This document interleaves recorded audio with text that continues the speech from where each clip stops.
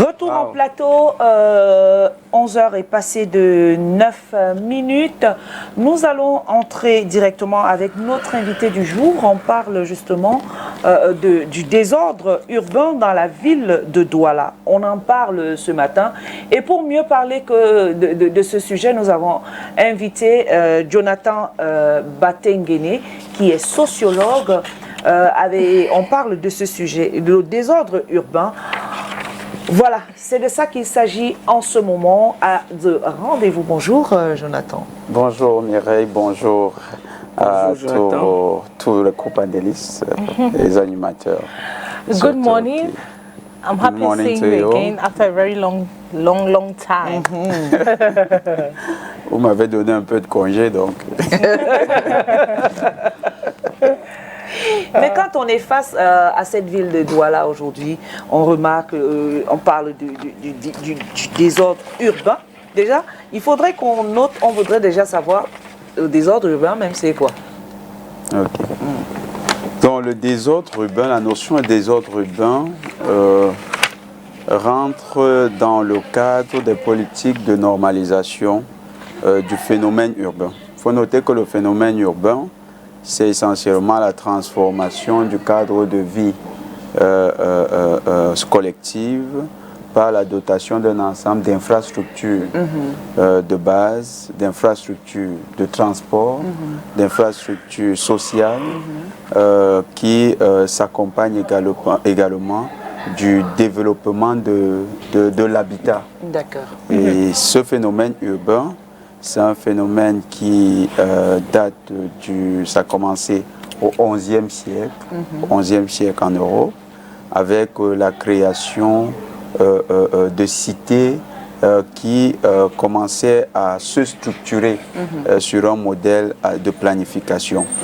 Donc, quand on parle de désordre urbain, c'est tout ce qui, dans l'espace urbain, se meut contre la législation et parfois en l'absence de la législation en matière d'occupation spatiale et des activités dans cet espace-là. Voilà, nous y reviendrons dans quelques petits moments, mais avant, chers téléspectateurs, nous allons écouter dans un tout petit instant la chronique de Cathy Koné dans quelques instants. D'abord, la transition.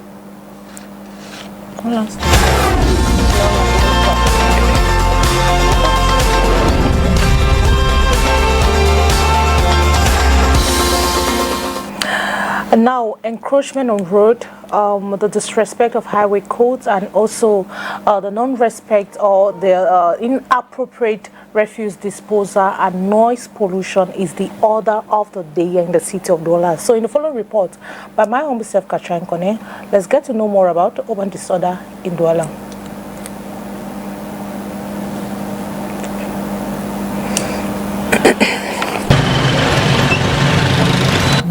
Cameroon's economic capital, Douala, an industrial nerve of the country. The city, known to be the town of the good, the bad and the ugly, continues experiencing a galoping urban disorder due to the uncontrolled nature of its inhabitants. Cars have been abandoned on public places. Traders on their part have become proprietors and proprietaries of sections prohibited from them. Cameroon's Vision 2035 has Douala as a big challenge to tackle with a persistent urban disorder in the city. What has become of the activities of authorities in charge keeps one thinking if the metropolitan town has been left on its own. Little or no attention has been paid to those going against the rules and regulation of the town, reasons why such could still be observed. Approaching one of those in charge of disciplining recalcitrant Cameroonians, he said, move is on the way to bring back order in Douala. The urban situation doesn't only hinder pedestrians from moving, but has reduced the beauty nature of Douala, Cameroon. Leila, c'est toi.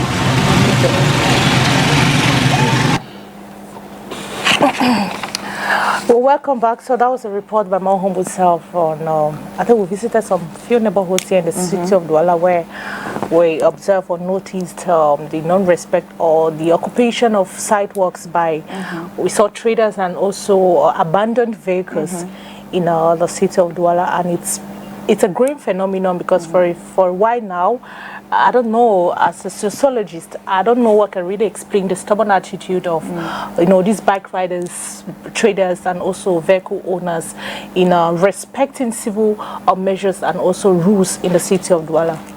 What can really explain this stubborn attitude of... Qu'est-ce qui est à l'origine du grand désordre, le grand désordre urbain dans la ville de Douala? Bon, les origines, c'est d'abord lui-même le phénomène urbain à Douala, qui, pendant un temps, il y a eu une absence de suivi du plan d'urbanisation de la ville. Ce plan directeur d'urbanisation, c'est une mesure qui avait été adoptée bien avant même les indépendances. C'était un cadre qui avait été planifié. Il y avait l'aménagement de la voirie, ce qu'on appelle généralement les routes de la ville. Il y a la dotation en infrastructure. Et il y avait également dans l'aménagement, la voirie, on devait prévoir des espaces pour un certain type d'usagers, notamment les motocycles et les vélos. Mais vous allez remarquer que dans le suivi du plan, on a lésiné sur ce paramètre-là en construction de routes. Et l'absence de ces espaces appropriés pour les motocycles et les vélos fait que ces derniers se retrouvent parfois sur le trottoir, qui est la seule partie qui reste inexploitée, parce que bon, les piétons ils ne sont pas là quotidiennement, ils ne sont pas là constamment, mais c'est le seul espace à partir duquel ils peuvent se mouvoir dans le cadre de leur activité économique. Donc, l'absence de suivi de ce plan d'urbanisation du côté des pouvoirs publics la montée de ces nouveaux acteurs économiques qui étaient imprévus aussi, parce qu'on se disait que les motos, ça allait être comme en Occident, c'est-à-dire qu'on utilise juste la moto pour le déplacement, on ne savait pas que ça allait être une activité commerciale, mais avec la crise économique, c'est devenu une activité commerciale. Et ces individus ont donc exploité, comme on expliquait au départ, un élément qui n'était pas encore régulé, ou bien qui n'avait pas été pris encore dans le plan d'urbanisme. Et ils sont devenus des acteurs qui évoluent essentiellement dans le désordre urbain. Parce qu'au départ de l'activité de moto, c'était chacun garé à qui veut sur une portion de trottoir. Et ça n'inquiétait pas parce que le phénomène était encore résiduel. Mais à partir du moment où il y a une densité de l'activité de moto-taxi, c'est devenu un véritable problème pour les populations et les autorités. Talking about anyway, it's a growing phenomenon. I remember vividly that the Douala City Council had set fines for those occupying illegally occupying sidewalks. We had, I think the fines ranges from 10,000 to 250,000, depending on what and who is occupying the sidewalks. Now, at one point in time, we felt like this fine was actually working. But if you look around, if you go around Douala, some major roads in Douala, you realize that it's a veritable nightmare. It's like nothing was done or no fine, or it's like the government did not or has failed, or the council has failed in doing up or follow-up. How do you explain this?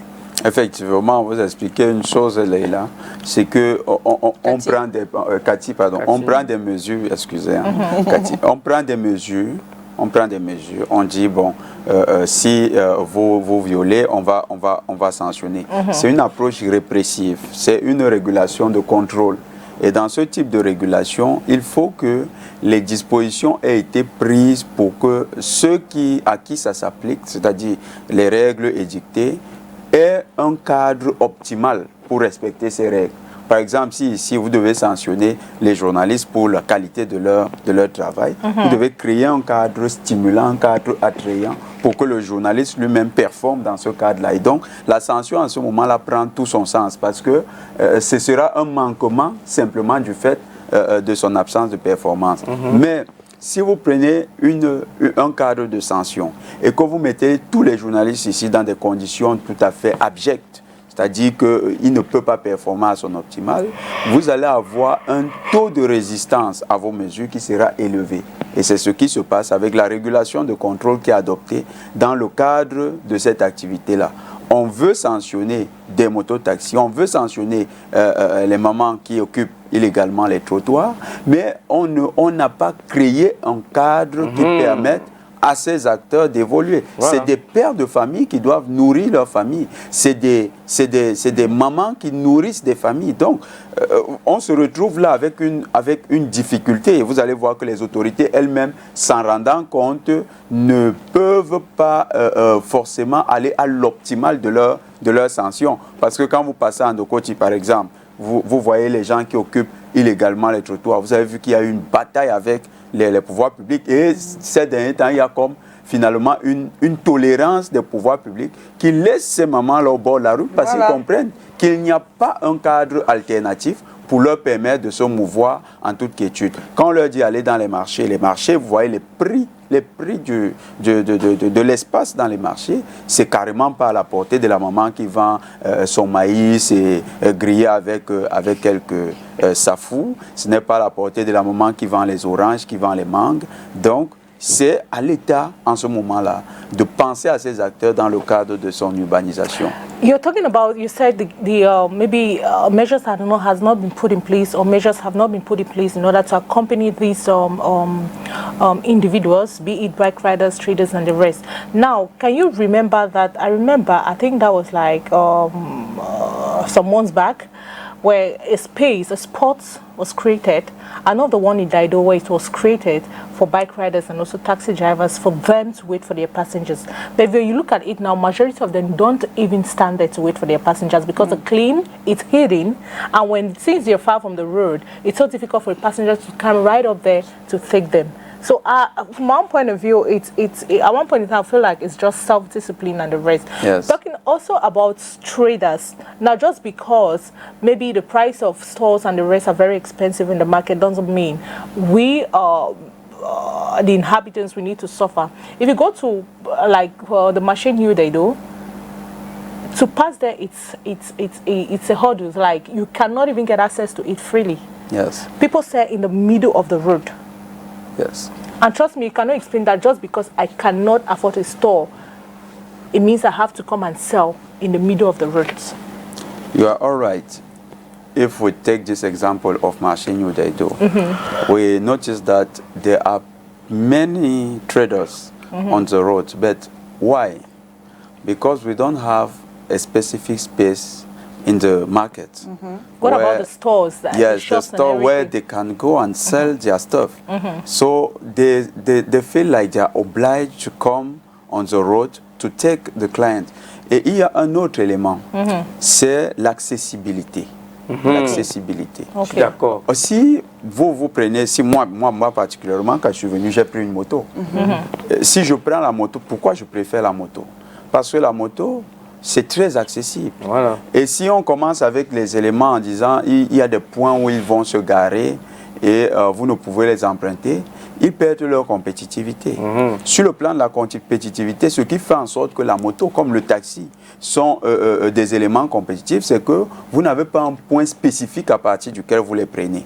C'est ce qui fait en sorte que par exemple, les bus, tout le monde sait où est-ce qu'on peut prendre le bus et vous voyez que la densité de gens qui prennent le bus, elle est faible. C'est vrai que c'est important, mais elle est faible quand on regarde comparativement. Et ça n'a rien à voir avec riches ou pauvres. C'est que même les pauvres préfèrent prendre une moto ou un taxi parce que c'est plus accessible, plus facile à prendre. Et les motos vont dans les lieux où les autres moyens de transport n'entrent pas. Par exemple, dans les marchés, vous allez voir que c'est les motos qui ramènent les marchandises des mamans dans les marchés. C'est des marchandises qui sont souvent pénibles à transporter. Alors, donc, ces éléments d'accessibilité-là, est-ce que quand il y a des projets de construction des marchés, on tient compte de ces paramètres? Voilà. Est-ce qu'on tient compte de ces paramètres? Quand il y a les projets de construction des routes, est-ce qu'on tient compte de ces paramètres? Plutôt que d'aller sur l'approche de la régulation de contrôle, on devrait privilégier une régulation conjointe.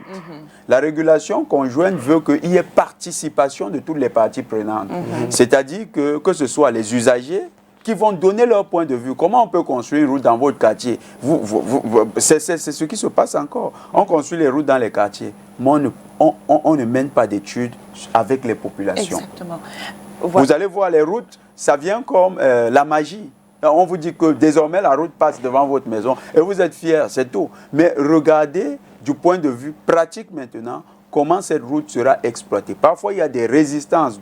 Vous avez des gens qui reculent leur maison après immédiatement le projet. Vous avez des gens qui ouvrent directement une boutique là. Vous avez des gens qui, avant exploitaient de l'autre côté, veulent revenir sur la route principale. Ils veulent construire des éléments. Oh, ça, c'est des discussions qu'ils devaient avoir avec les populations pour comprendre comment rendre attractif le quartier, comment disposer les commerces dans le quartier, parce que si les populations participent au projet de construction de routes, eux-mêmes vont orienter le projet dans le sens de créer ces espaces-là. Voilà. Et maintenant, on devait aussi tenir compte, quand on construit les routes, du fait que nous avons une activité économique qui s'appelle le taxi par moto.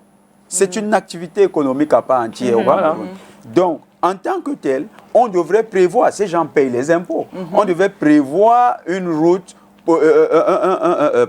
un espace sur la route qui leur est dédié, de telle sorte que même leur exploitation économique n'affecte pas de manière considérable l'utilisation de la chaussée principale, où on pourra avoir les véhicules. Sauf que c'est fait dans certains arrondissements de la ville de Douala. Ceci m'amène à poser la question de savoir, les collectivités locales ne sont-elles pas coupables du grand désordre aussi urbain dans la ville de Douala? Il y a, vous savez, l'école, l'urbanisme, c'est une école, la question de l'urbanisme. Avant, l'urbanisme, on confiait ça essentiellement aux architectes. On travaillait beaucoup plus avec des architectes, on recherchait leur côté artistique. Mais faire un beau dessin ne veut pas dire que vous avez résolu un problème. Voilà. Vous pouvez faire un très beau dessin de la ville avec plusieurs avenues pavées, des espaces verts. Non, vous le faites. Mais ça, c'est votre idée de ce que deviendra l'espace urbain. Ce n'est pas forcément ce que les populations veulent de leur espace urbain. C'est pourquoi la régulation de contrôle qui avait été adoptée et qui privilégiait essentiellement les architectes au niveau de l'urbanisme, elle est en train d'évoluer. J'ai vu que la communauté urbaine, par exemple, la mairie de la ville, est en train de recruter un sociologue. Ça, c'est déjà intéressant. Il faut, à l'intérieur, intégrer le paramètre sociologique. Il faut intégrer les populations dans l'urbanisme. Comment ces gens travaillent d'abord sans sociologue?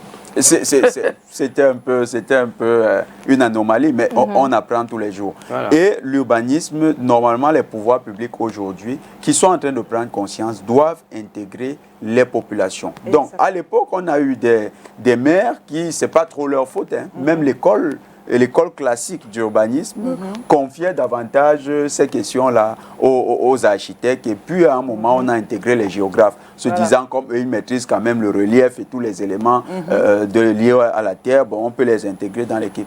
Alors que l'urbanisme est éminemment un problème social. J'ai une question. Tout à l'heure, Mère Grâce vous a posé la première question, à savoir, c'était quoi le désordre urbain? Et pendant que vous étiez en train de répondre, vous avez parlé de l'immobilier. C'est pour ça que ça m'amène à poser la question, quel est le problème de l'immobilier dans la ville de Douala? Le problème immobilier, c'est un vieux problème. Parce que quand vous lisez l'histoire, il y a le rapport sous le gouverneur von Puttkamer. Il revient sur l'immobilier. Bon, il a une petite anecdote, je ne veux pas la raconter parce qu'elle peut blesser certaines autorités traditionnelles.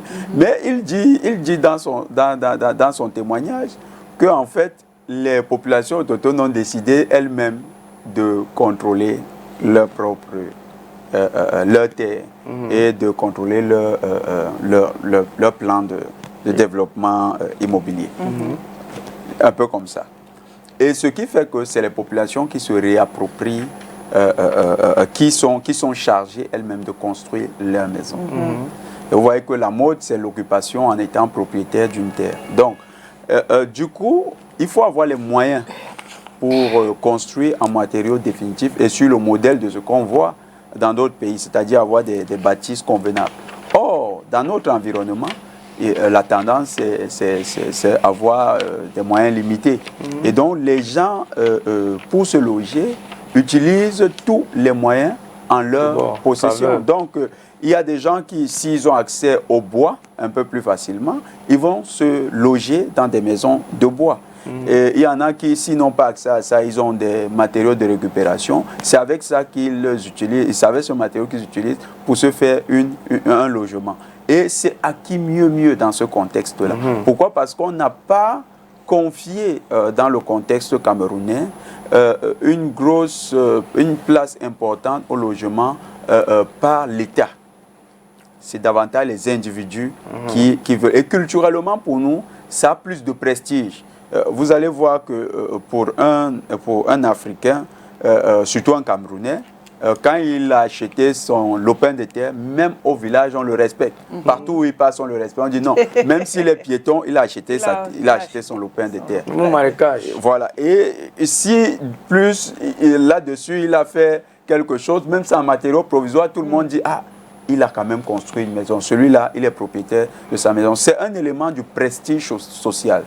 Donc, la manière de se loger dépend aussi de notre conception culturelle du logement. Et malheureusement, avec les moyens limités, les gens n'ont pas accès n'ont pas la capacité de se construire toujours de belles bâtisses. Alors, il y a une autre responsabilité qui est étatique, c'est que malgré les résistances culturelles, l'État aurait pu réguler le domaine et apporter un appui. Par exemple, il y a la banque là, qui s'occupe, je crois que c'est... Le crédit foncier. Crédit foncier.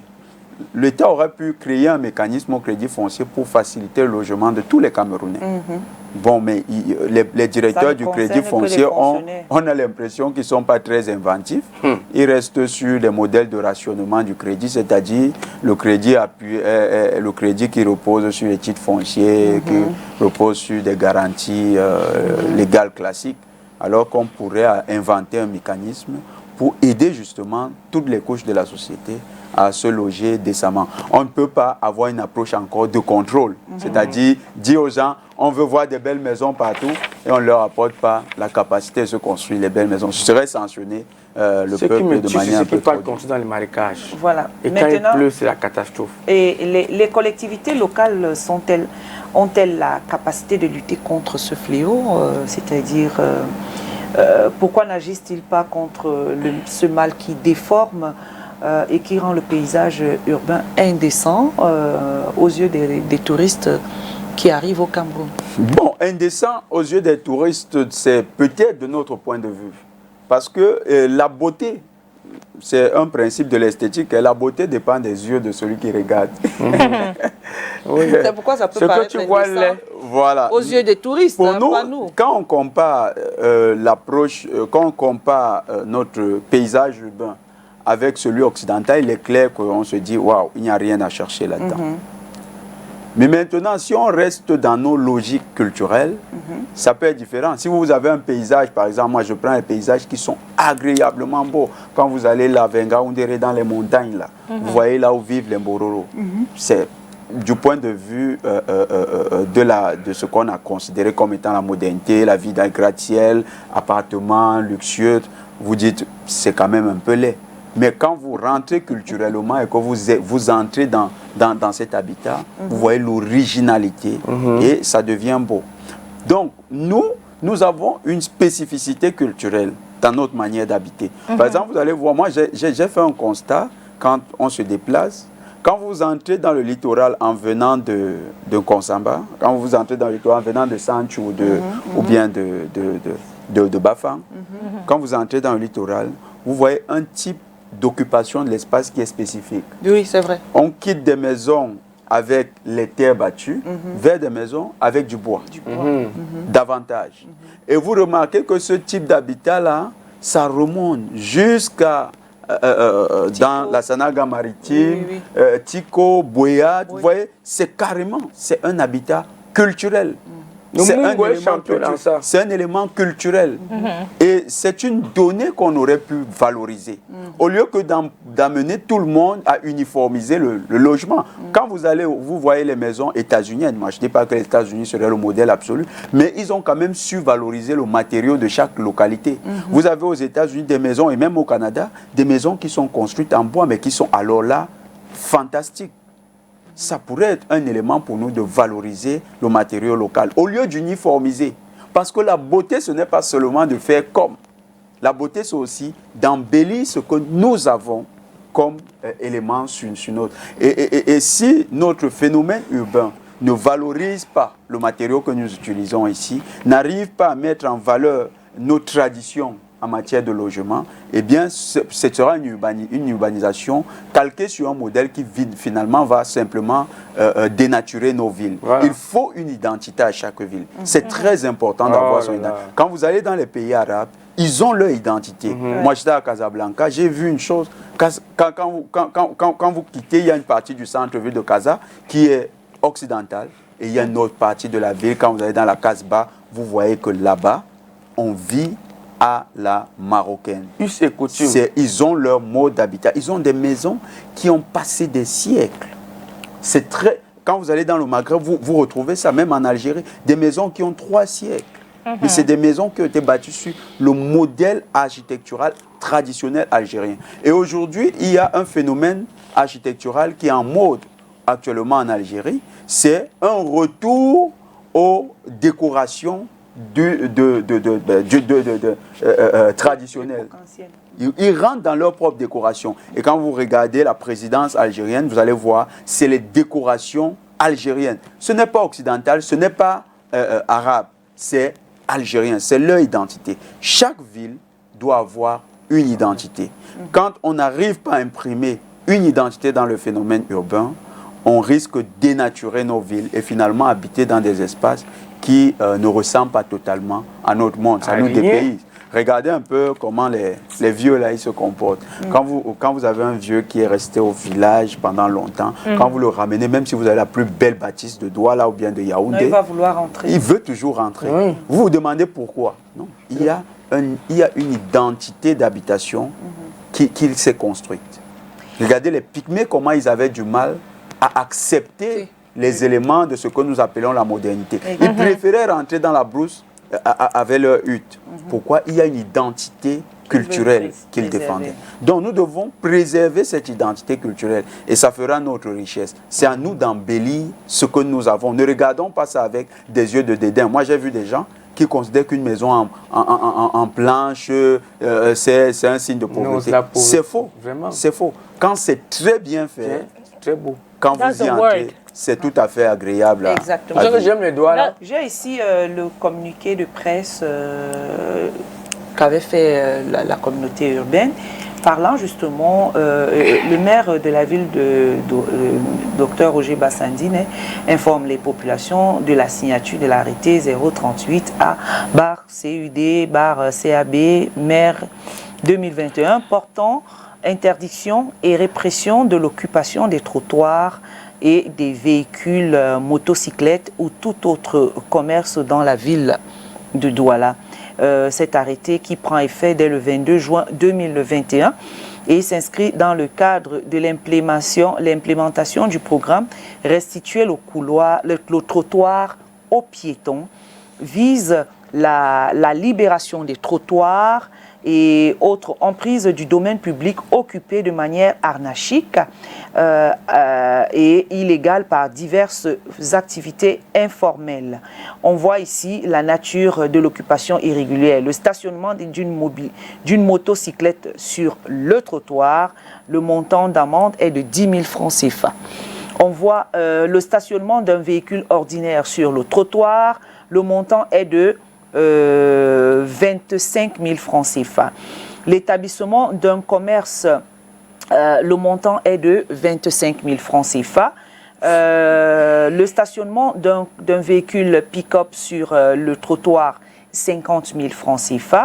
Le stationnement d'un véhicule gros porteur 200 000 francs sur le trottoir. Et le conteneur à 200 000 francs aussi et le dépôt de matériel de chantier à 250 000 francs CFA, le dépôt de tout autre objet à 10 000 francs CFA, établissement d'une laverie, d'un garage et d'un salon de coiffure, d'un bar ou d'une limonadière, d'une menuiserie et toute autre activité analogue, le montant d'amende est de 25 000 francs CFA. Mais on constate toujours quand même que la population fait une sourde oreille à toutes ces sanctions-là. Voilà. Et quand ils sont sanctionnés, ça devient un problème pour eux. Voilà. C'est des résistances culturelles et sociales. Il y a là la résistance, je vous raconte ce que je viens de vivre. Je partais de Bonapriso pour ici. Et à Bonapriso, il y a un café informel, c'est un hangar de fortune avec quelques personnes qui sont venues manger. Donc, en passant, je constate que un homme, un caucasien, non, un européen certainement, ou bien, je ne sais pas, mais c'est un occidental, qui était assis là et il mangeait. Alors, la première question, c'est pourquoi il vient manger là? C'est les éléments que je salue tout à fait tout ce que fait le monsieur Bassandingue. Il est en tant que maire de la ville, il a un travail formidable. Il faut saluer tout ce qu'il fait. En matière d'occupation des routes, il a beaucoup désengorgé la ville. Il a beaucoup travaillé dans ce sens. Il y a aujourd'hui un peu plus de fluidité quand on vient ici en centre-ville. Maintenant, il faut quand même une réflexion sur ces éléments-là. Pourquoi un caucasien laisse, je ne fais pas de publicité, les grands cafés qui sont là à côté, et il va là-bas pour prendre son petit... Ce n'est pas une affaire de moyens. Parce que quand vous regardez le véhicule qu'il a quand même garé, il peut quand même s'offrir, oui, il peut s'offrir beaucoup mieux. En fait, il y va parce qu'il y a un élément touristique. Ça fait partie de notre identité. Les restaurants de fortune, là, ça fait partie de notre identité. La grande réflexion, c'est comment la mairie de la ville garde ce patrimoine de notre identité culturelle et économique. Comment on garde, comment on le valorise. Il faut valoriser ça. Nos trottoirs, nous avons l'habitude, il y a des gens qui travaillent dans des bureaux, mais à midi, il te dit, moi, je ne peux pas aller manger en bas, là, au grand restaurant qui est en bas. Non, moi, je vais aller manger chez la maman qui est de l'autre côté. Ce n'est pas parce que la maman vend le plat moins cher. Parfois, vous voulez y aller parce qu'il y a un goût là. Un goût. Elle fait ça à la manière de votre grand-mère. Ça vous rappelle que c'est comme ça que ma grand-mère cuisinait. Et vous mangez là-bas, vous avez un appétit particulier. C'est différent. Vous vous sentez un peu comme à la maison. Mais c'est parce que c'est votre identité culturelle. Vous vous retrouvez dans ce que vous consommez. I don't think so. I don't think, anyway, I'm talking based on what you said about maybe going to eat on eating roadside food is because maybe the way they prepare the meal is just like the way our parents are cooking. Hell no, I don't eat roadside food because it tastes like my mom's food, but I eat roadside food because I cannot afford the food cooked in a restaurant. And roadside food are more affordable. And I believe many Cameroonians watching me, they're not going to. C'est aussi une raison. C'est aussi une raison. Le coût est abordable, mais ça fait partie de notre identité, à la fois culturelle, économique et sociale. Si nous détruisons nous-mêmes notre identité, qu'est-ce qu'il nous reste? Voilà. Tout le monde ira manger dans les restaurants UP avec clim et puis des prix qui sont hors de portée pour le travailleur moyen. Donc il faut que le maire de la ville tienne compte de ces paramètres. D'accord, on va revenir parce qu'on va parler du Vox Pop. On va d'abord dans la rue. On va parler, on a rencontré l'homme de la rue justement sur la question de ce jour, c'est le Vox Pop. À toutes. Concernant le désordre urbain, la population devrait d'abord être sensibilisée. Concernant d'abord les poubelles et les bacs à ordures, qu'on devrait automatiquement jeter les déchets dans des bacs à ordures au lieu de les jeter au sol. Concernant les motos qui garent n'importe comment, on devrait les sensibiliser de garer d'un coin pour éviter les embouteillages dans la ville. Le désordre urbain à Douala, vraiment, c'est une équation en plusieurs inconnus. Il faut seulement rééduquer les consciences des Camerounais. C'est la seule solution. À défaut de ça, franchement, cette mascarade va continuer. Ma proposition, c'est que la police municipale peut aussi prendre soin de ça. Ouais, moi, je propose juste qu'on sensibilise la population sur l'impact que le désordre urbain cause dans notre ville. Bon, tout ça, c'est tout ça qui est passé à la cause des inondations et les familles vraiment en souffrent. Donc, jeter les ordures partout, c'est pas hygiénique. Ouais. Il faut beaucoup sensibiliser et disposer des poubelles aussi dans chaque coin de rue, de façon à ce que, après usage d'une ordure, que ce soit facile de s'en débarrasser que de jeter au sol. Le désordre urbain, c'est un agrégat, c'est tout un chapelet de choses qu'il faut élaguer. Toutes les choses qu'il faut élaguer. Peut-être des motos qui garent n'importe comment, des voitures en bataille et tout, c'est pas évident. Alors qu'est-ce qu'il faut faire pour résorber le désordre urbain?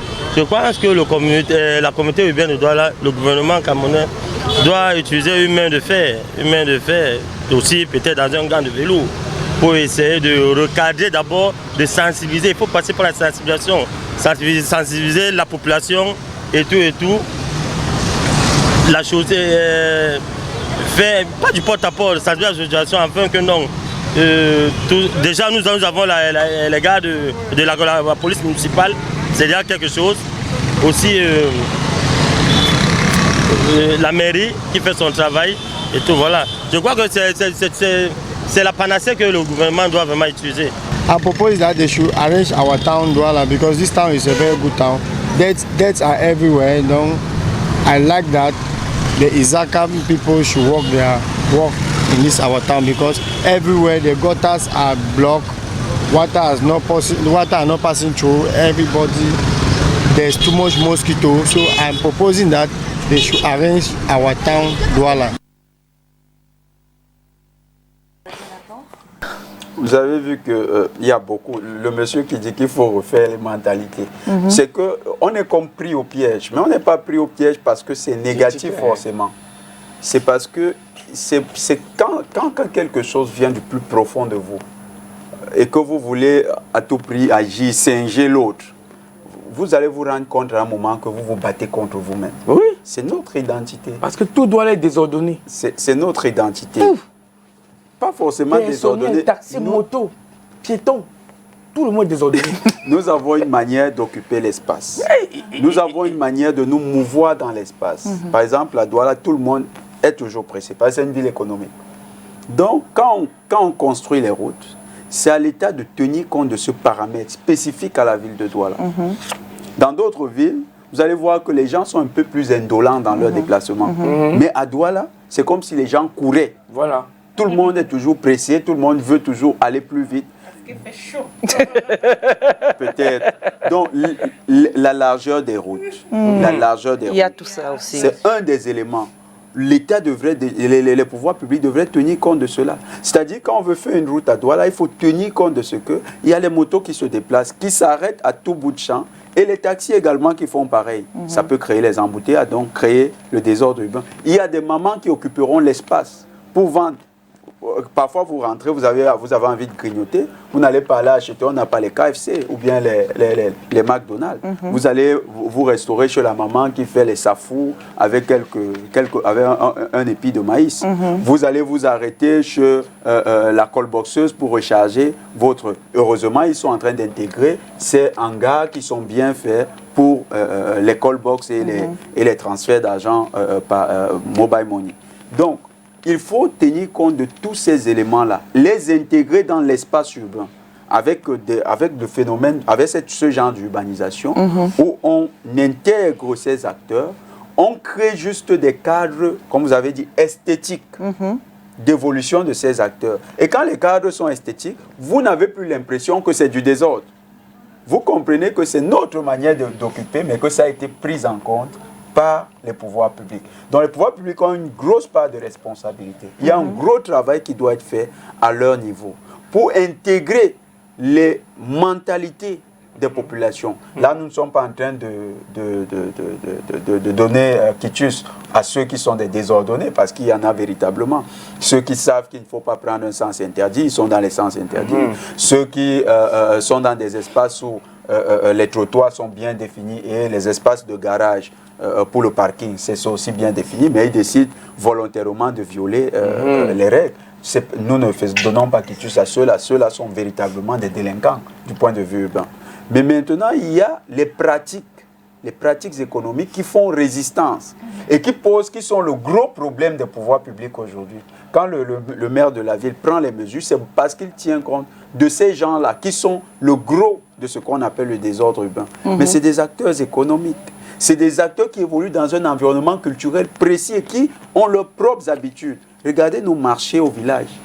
Ça ne demande pas trop d'organisation. Il faut donc que l'État organise bien ses acteurs, qu'ils ne se meuvent plus dans les circonstances actuelles, qu'ils se meuvent dans un cadre où tout est préparé pour qu'ils aient de l'espace également. Mr. Jonathan, I think before the Vox Pop, you talk of identity, which I didn't understand. Now, I want to understand something from you. Are you trying to say that maybe the government or the Douala City Council should stop or fight our heads on this urban disorder and actually consider urban disorder as our own peculiarity? Because if we talk of identity, it means we definitely need to be used to the fact that, okay, this is the identity of Douala. It's our own peculiarity.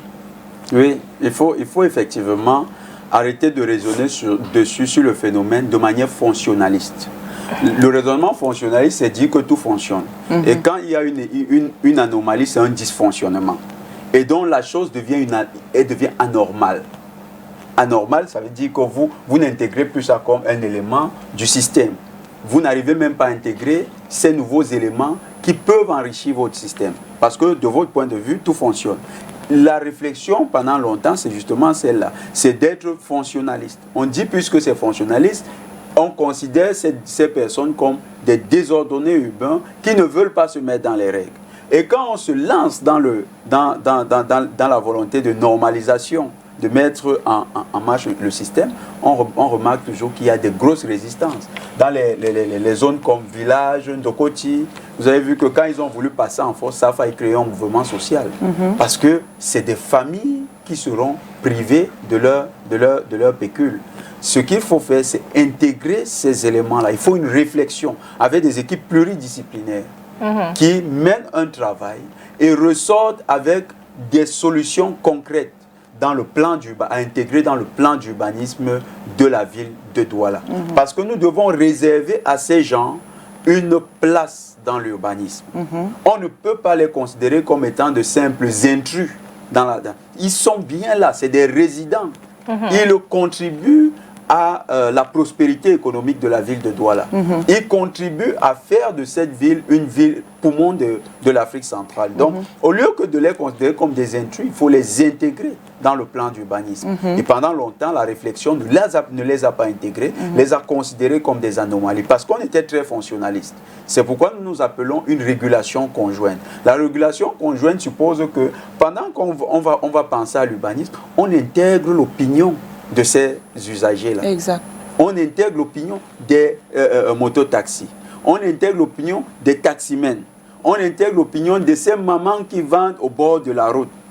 Et avec tout ça, on intègre maintenant l'opinion des experts qui travaillent à la cellule d'urbanisme, ceux qui ont ce métier comme spécialisation. Et avec l'approche des pouvoirs publics, l'opinion des experts, l'opinion des populations, on arrive à un consensus qui est donc cette régulation conjointe qui va nous permettre de dire c'est désormais voici la ligne de ce qu'on appellera désordre urbain. Parce que le désordre urbain est toujours perceptible dans les règles d'occupation de l'espace et de fonctionnement dans le domaine urbain. Voilà. C'est les règles qui seront érigées, qui vont nous permettre, les nouvelles règles, avec le consensus de tous, qui vont permettre de définir maintenant ce qu'on appelle désordre urbain. Et de ne pas amalgamer si bien qu'on prend une vendeuse de beignets qui fait bien qui veut simplement gagner sa vie et qui veut simplement nourrir sa famille. On lui dit, tu es un délinquant urbain, tu ne mérites pas être là. Elle va où? Voilà. Voici un téléspectateur qui dit, pour lutter contre le désordre urbain, les collectivités locales doivent avant toute chose être libérées, faire libérer les trottoirs par les stationnements abusifs, les garages motorisés, les commerces et les chantiers en construction. Les voitures ne doivent pas dominer la ville car ce sont les habitants de la cité qui font bouger les activités de la ville. Un foyer sur 4 est motorisé et les collectivités locales pensent que s'il n'y a pas de voiture, la ville ne saurait vibrer à son rythme actuel. Tous, nous sommes piétons et le resterons. Tous, nous sommes responsables de la sécurité routière. C'est signé Kaefekou Isidore, qui est un acteur de la société civile et qui lutte pour la lutte contre les accidents de circulation.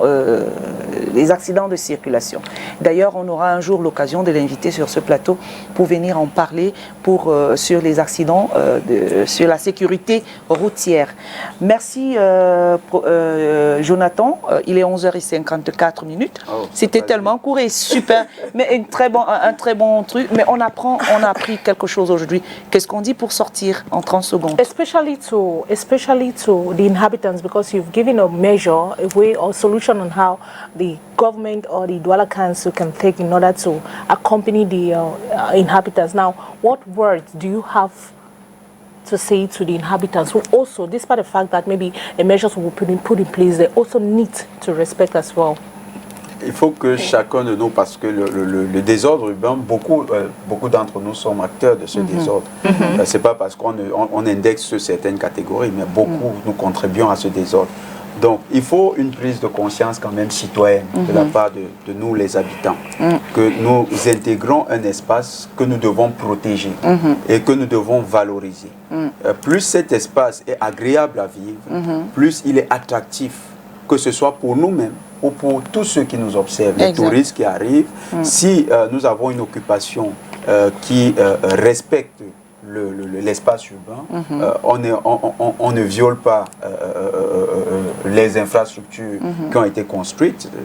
Vous voyez, il y a parfois des gens qui font des graffitis sur les infrastructures, il y en a qui cassent les infrastructures. Si nous respectons les règles qui ont été édictées en matière d'occupation de l'espace public, eh bien, nous contribuons à rendre notre ville belle. C'est important de participer, nous les populations, à rendre cette ville belle. Mais la grosse part reste encore à faire. Ce sera cette régulation conjointe que nous espérons qui sera mise en place avec la contribution de tous, avec les pouvoirs publics. Merci beaucoup Jonathan Batengene. On rappelle qu'il est sociologue ici à l'université de Douala. Il est toujours présent quand nous l'invitons. Merci d'être passé. Merci tonton Calvino. Merci Cathy. Demain nous parlons santé. Ce sera la grossesse extra-utérine. On en parle avec le docteur Ofakem, autant pour moi, qui est gynécologue à l'hôpital Akintini de Douala. Merci d'avoir été des nôtres, chers téléspectateurs. Retrouvons-nous demain quand il sera 10h. Dieu vous bénisse. Ciao. Ciao, ciao.